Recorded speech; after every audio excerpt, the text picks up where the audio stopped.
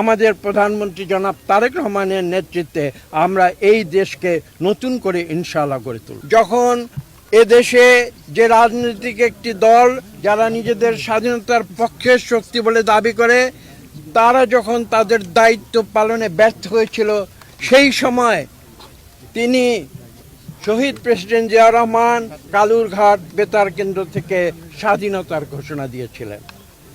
এই ইতিহাসগুলো আজকে বলতে হয় নতুন প্রজন্মের জন্যে, কেননা আজকে আমরা দেখেছি যে বারবার বাংলাদেশে গণতন্ত্রের যে পরিক্রমা সেটা ব্যাহত হয়েছে এবং বারবার বিএনপি সেটাকে নতুন করে প্রচেষ্টা নিয়েছে এদেশকে গণতন্ত্রের পথে নিয়ে যাওয়ার জন্য। এ প্রসঙ্গে আমি আরেকটি কথা না বললে আমার বক্তব্য অসম্পূর্ণ থাকবে।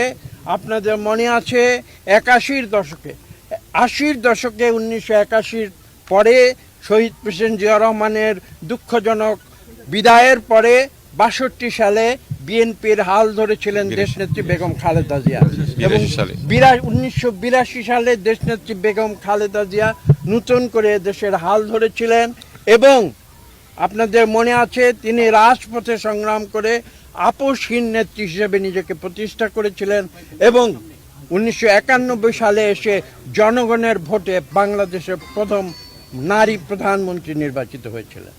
এবং আমি যে কথা বলেছি সেই ধারাবাহিকতায় আজকে আমরা 2026 সালে এসে আবার নতুন করে জনগণের ভোটে আমাদের প্রধানমন্ত্রী জনাব তারেক রহমানের নেতৃত্বে আমরা এই দেশকে নতুন করে ইনশাআল্লাহ গড়ে তুলব। জটিল হবার তো কোনো প্রশ্ন নেই। আমি একটু আগে উল্লেখ করেছি এটা দুনিয়ার প্রত্যেকটি দেশে এটা একটা স্বাভাবিক প্রক্রিয়া।